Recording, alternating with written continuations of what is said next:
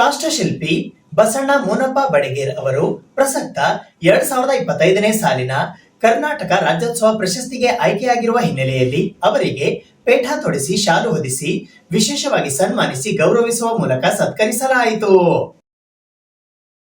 ಕಾಷ್ಟಶಿಲ್ಪಿ ಬಸಣ್ಣ ಮೋನಪ್ಪ ಬಡಿಗೇರ್ ಯಾದಗಿರಿ ಹಂದ್ರಾಳ್ ಗೋನಾಳ್ ಇವರಿಗೆ ಪ್ರಸಕ್ತ ಸಾಲಿನ ರಾಜ್ಯೋತ್ಸವ ಪ್ರಶಸ್ತಿಗೆ ಆಯ್ಕೆ ಮಾಡಿರುವ ಹಿನ್ನೆಲೆಯಲ್ಲಿ ಇಂದು ಅವರಿಗೆ ವಿಶೇಷವಾಗಿ ಸನ್ಮಾನಿಸಿ ಪೇಠ ತೊಡಿಸಿ ಶಾಲು ಹೊದಿಸಿ ಮಾಲಾರ್ಪಣೆ ಮಾಡುವ ಮೂಲಕ ಗೌರವಿಸಲಾಯಿತು.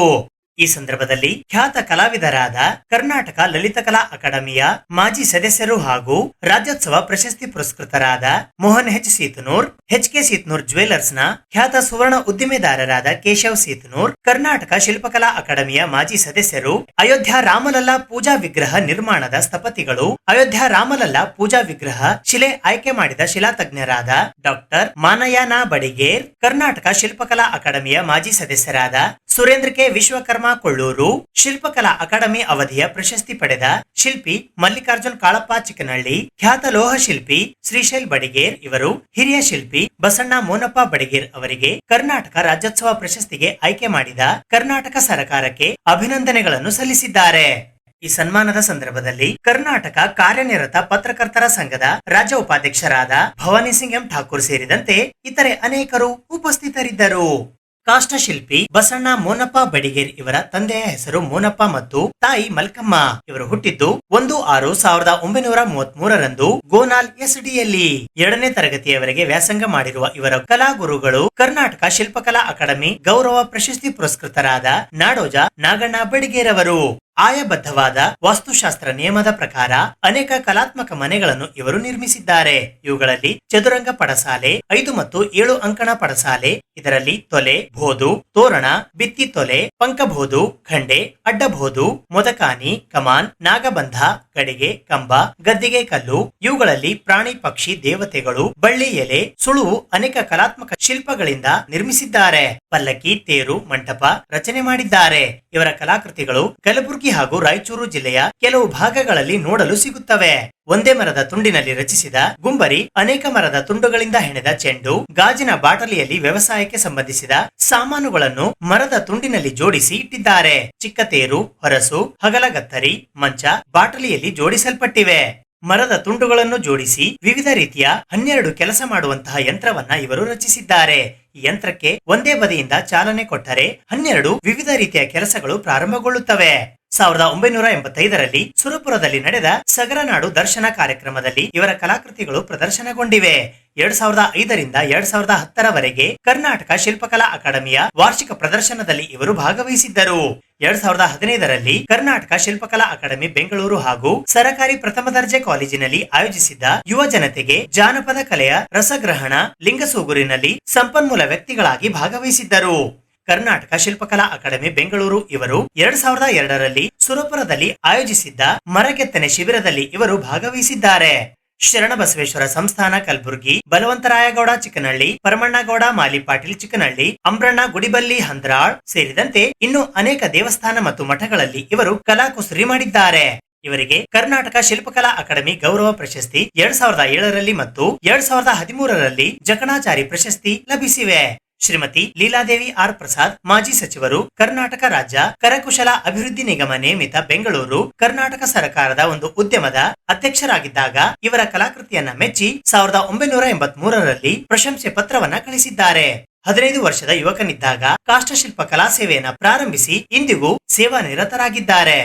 ಪರಪ್ಪ ಎಂ ಬಡಿಗೇರ್ ಗೋನಾಲ್, ಚಂದ್ರಶೇಖರ್ ವಾಯ್ ಶಿಲ್ಪಿ ಕಕ್ಕೇರಿ, ಮಾಜಿ ಸದಸ್ಯರು, ಕರ್ನಾಟಕ ಶಿಲ್ಪಕಲಾ ಅಕಾಡೆಮಿ ಬೆಂಗಳೂರು, ಬಸಣ್ಣ ಗ್ರಾಮೀಣ ಕಲಾವಿದರು, ಚಂದ್ರು ಕಂಬಾರ್ ಕಿರ್ದಳ್ಳಿ ಸುರಪುರ್, ಗಂಗಾಧರ್ ಬೆಂಗಳೂರು, ಮಲ್ಲಿಕಾರ್ಜುನ್ ಕೆ ಚಿಕ್ಕನಹಳ್ಳಿ, ಕರ್ನಾಟಕ ಶಿಲ್ಪಕಲಾ ಅಕಾಡೆಮಿ ಪ್ರಶಸ್ತಿ ವಿಜೇತರು, ಶ್ರೀಶೈಲ್ ಬಿ ಬಡಿಗೇರ್, ಕರ್ನಾಟಕ ಶಿಲ್ಪಕಲಾ ಅಕಾಡೆಮಿ ಪ್ರಶಸ್ತಿ ವಿಜೇತರು ಇವರ ಶಿಷ್ಯಂದಿರಾಗಿದ್ದಾರೆ.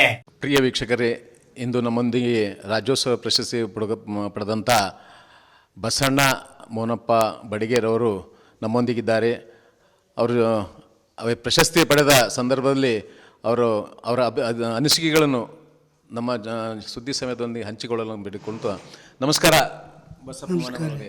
ನಮಸ್ಕಾರ. ಈಗ ನಿಮಗೆ ರಾಜ್ಯೋತ್ಸವ ಪ್ರಶಸ್ತಿ ಬಂದಿದೆ, ನಿಮಗೆ ಹೆಂಗೆ ಅನಿಸ್ಲತ್ತದ? ಈಗ ಅದು ಪ್ರಶಸ್ತಿ ಗೌರ್ಮೆಂಟ್ ಕಡೆ ಬಂದ ಭಾಳ ಸಂತೋಷ ಆಗಿದೆ ರೀ. ಹೌದಾ?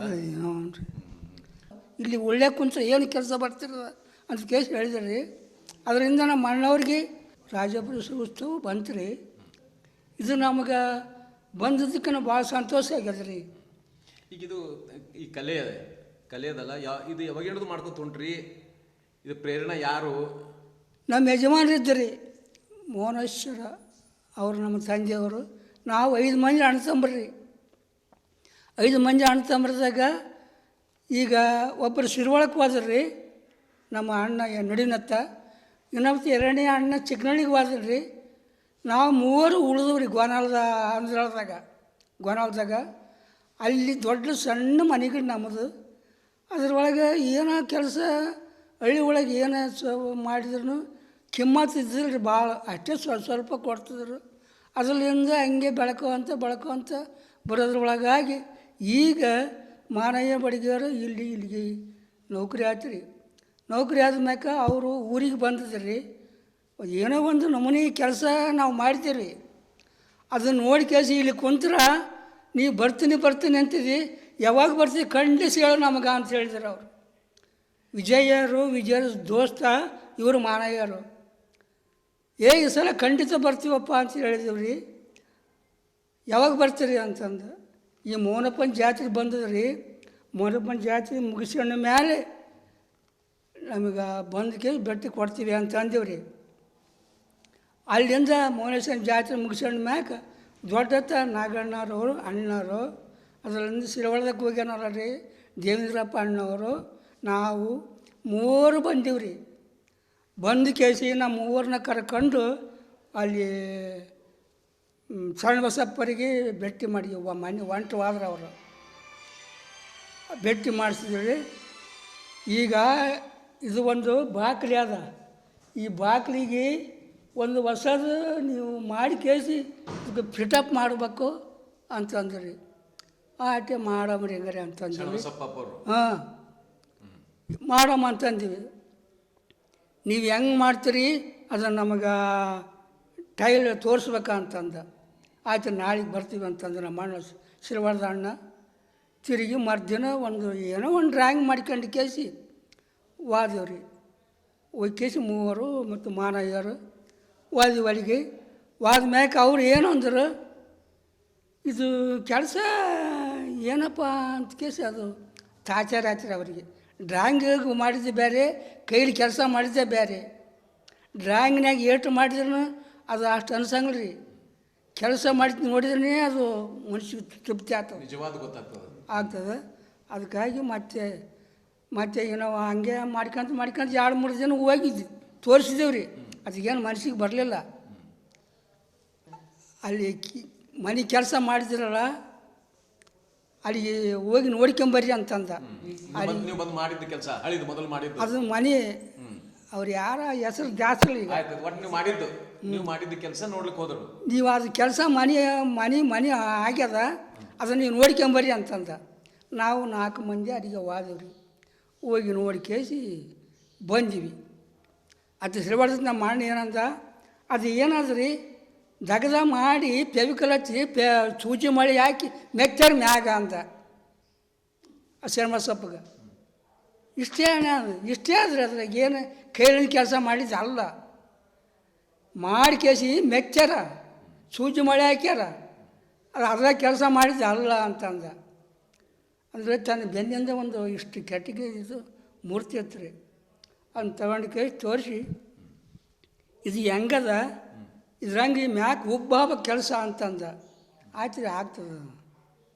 ಆಯ್ತು ಅಷ್ಟೇ ಮಾಡಿ ಕೇಸಿ ಮತ್ತು ಈಗ ನಾವು ಊರಿಗೆ ಹೋಗಿ ಬರ್ತೀವಿ ರೀ, ಸಾಮಾನು ತೊಗೊಂಡು ಬರ್ತೀವಿ ಅಂತಂದೀವಿ. ಅವು ಮತ್ತು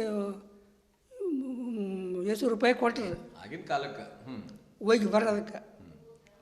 ನೀವು ಹೋಗಿ ಬಂದು ಕೆಲಸ ಮಾಡೋದಕ್ಕೆ ಹೆಂಗೆ ಅಂತಂದು ನಾವು ಹೆಣ್ಮಕ್ಳು ಕರ್ಕೊಂಬರ್ತೀವಿ ಅಡುಗೆ ಮಾಡೋದಕ್ಕೆ. ನಾವು ಒಂದು ರೂಮು ಎಲ್ಲ ನಮ್ಗೆ ವ್ಯವಸ್ಥೆ ಮಾಡ್ಬೇಕಂದ. ಅಡುಗೆ ಮಾಡೋದಕ್ಕೆ ರೂಮು ಅದು ಹೆಣ್ಮಕ್ಳು ಕರ್ಕೊಂಬಂದ್ರೆ ನೀವು ಮತ್ತೆ ಮನೆಯಾಗ ಕುಂತು ಕೆಲಸ ಮಾಡಿದಂಗೆ ಆಗ್ತದ. ಅದೇನು ಬೇಡ. ಇಲ್ಲಿ ಒಂದು ರೂಮ್ ಅದ, ಅಲ್ಲಿ ಕಾರ್ಪೆಂಟ್ರ್ ಕೆಲಸ ಮಾಡೋದು. ಆ ರೂಮ್ ಖಾಲಿ ಮಾಡಿ ಕೇಸಿ ನಿಮ್ಗೆ ಕೊಡ್ತೀವಿ, ಅದ್ರಾಗ ಕುಂತು ಕೆಲಸ ಮಾಡಿರಿ, ಊಟ ಹಾಸ್ಟೆಲ್ದಾಗ ಮಾಡಿರಿ ಅಂತಂದ. ಇಷ್ಟ ಆಯ್ತು ರೀ. ಅಷ್ಟು ಆದ್ಮ್ಯಾಗ ಹಿಂದಗಡೆಗೆ ಅವರು ಉಕ್ಕಿ ಸಾಮಾನು ತೊಗೊಂಡು ನಾವು ಒಬ್ಬತ್ತನೇ ಬಂದೆ ಮೊದಲು. ಹಿಂದಗಡೆ ಆಮೇಲೆ ಅಣ್ಣವ್ರು ಬಂದ್ರಿ, ನಾಗಣ್ಣ ಅಣ್ಣವರು ಬಂದ ಕೇಸ್ ಇಬ್ಬರು ಕೆಲಸ ಮಾಡಿದೀವಿ ರೀ. ಮಾಡಿದ ಮ್ಯಾಕ ಒಂದು ತೊಡೆ ದಿನ ನಿಂತು ಅಲ್ಲಿ ಏನೋ ಒಂದು ಫಂಕ್ಷನ್ ಇತ್ತು ರೀ. ಅವರು ಶರಣ ಬಸಪ್ಪವರು ಅಲ್ಲಿ ರೂಮ್ನಾಗ ಬಂದರು. ಬಂದಕ್ಕೆ ಹಂಗೆ ಬಾಕಿ ನಿಂತರು. ಹಿಂಗೆ ನೋಡಿದ್ರೆ ಹಂಗೆ ನೋಡಿದ್ರೆ ಊಟ ಸರಿಯಾಗಿ ಆಗ್ತದೆ ಏನಂತ ಕೇಳಿದ್ರಿ. ಸರಿಯಾಗಿ ಆಗ್ತದೆ ಸರ್ ಅಂತ ಕೇಸಂತೀವಿ ನಾವು. ಸರಿಯಾಗಿ ಆಗ್ತದೆ ನಮಗೇನು, ಇಲ್ಲಿ ಹಾಸ್ಟೆಲ್ ಊಟ ಸರಿಯಾಗಿ ಆಗ್ತದೆ ಅಂತ ಕೇಸಂತೀವಿ.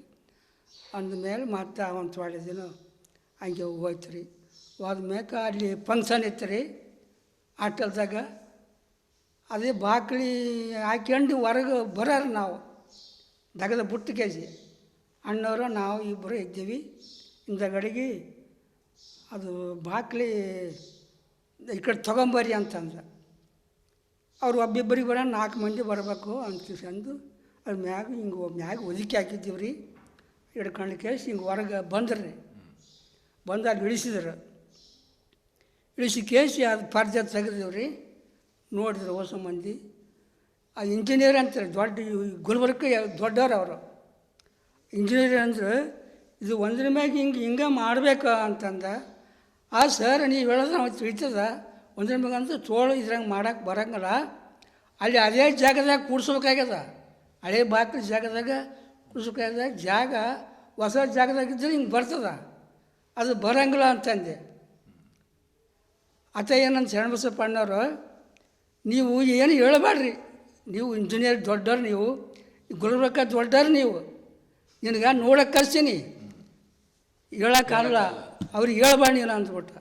ಗಪ್ಪ ಅದ್ರ ಅಲ್ಲಿ ಅದು ಆಯ್ತು. ಎಷ್ಟಾಗಿತ್ತು ಇಷ್ಟಾಗಿ ಮತ್ತು ಇವು ಏನೋ ಮತ್ತು ಈಗ ಕೆಲಸಗಳು ನೋಡಿ ಮಾಡಿ ಹಳ್ಳಿಯಾಗ ಕುಂದ್ರಕ್ಕಂತ ಕರೆಕ್ಸಿದವರು ಶೀತ್ನೂರು ಸರ್.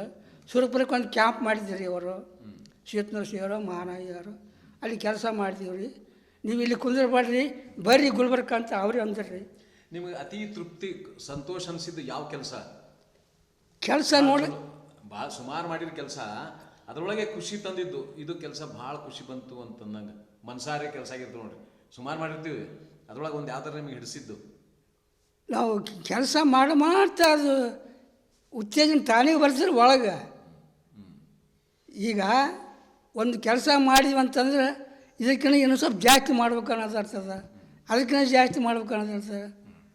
ದೊಡ್ಡ ದೊಡ್ಡ ಬಾಕ್ಲಿ, ಸಣ್ಣ ಬಾಕ್ಲಿ, ಇಂಥ ಕುದುರೆ ಇವೆಲ್ಲ ಮಾಡಿ ಈಗ ಇಲ್ಲಿಗೆ ಬಂದು ನಿಂತದ್ರಿ. ಈಗೆಲ್ಲ ಊಟ ನೋಡಿ ನಮಗೆ ಸಂತೋಷ ಆಗ್ಯದ. ನೀವು ಕೊಟ್ಟದ್ದು ಸಂತೋಷ ಆಗ್ಯದ. ನೀವು ಬಂದು ಇದ್ರ ಕೇಳ್ತೀರ ಅಂದಾಗ ನಮಗೆ ಮಾತಾಡೋದಕ್ಕೆ ಭಾಳ ದಮ್ ಬಂದಂಗೆ ಆಗ್ತದೆ ರೀ. ಹಾಂ. ಈಗ ಮುಂದಿನ ಇವತ್ತು ಹುಡುಗರಿಗೆ, ಇವತ್ತಿನ ಕಲಾವಿದರಿಗೆ, ನಿಮ್ಮ ಸಮಾಜದ ಮಂದಿಗೆ ಏನು ಹೇಳ್ತೀರಿ ನೀವು ಸಂದೇಶ? ಹುಡುಗರಿಗೆ ನಾವು ಹೇಳ್ಕೊಂತ ಬಂದೀವ್ರಿ. ಇಲ್ಲಿ ತನಕ ನಾವು ಹೇಳಿದ್ದು ಮಾಡ್ಕೊಂತ ಬಂದಾರ. ಮಾನಯ್ಯರನ್ನು ಮತ್ತು ಅವ್ರನ್ನೂ ಈಗ ಅವ್ರನ್ನೂ ದೊಡ್ಡ ಕೆಲಸ ಮಾಡ್ತಾರೆ. ಅವರು ಕಂಚಿನ ಕೆಲಸ ಮಾಡ್ತಾರೆ. ಶ್ರೀಶೈಲ ಕಂಚಿನ ಕೆಲಸ ಮಾಡ್ತಾನೆ.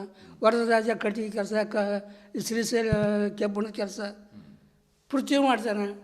ಇವರು ಎಲ್ಲ ಮಂದಿ ಕೆಲಸಗಳು ನಾವು ನೋಡಿ ಭಾಳ ಸಂತೋಷ ಆಗ್ಯದ ಸರ್. ಈಗ ಇವ್ರು 3 ಮಂದಿ ಬಿಟ್ಟರೆ ಇಡೀ ನಿಮ್ಮ ಸಮುದಾಯದ ವಿಶ್ವಕರ್ಮ ಸಮಾಜದ ಮಕ್ಕಳಿಗೆ ಏನು ಹೇಳ್ತೀರಿ?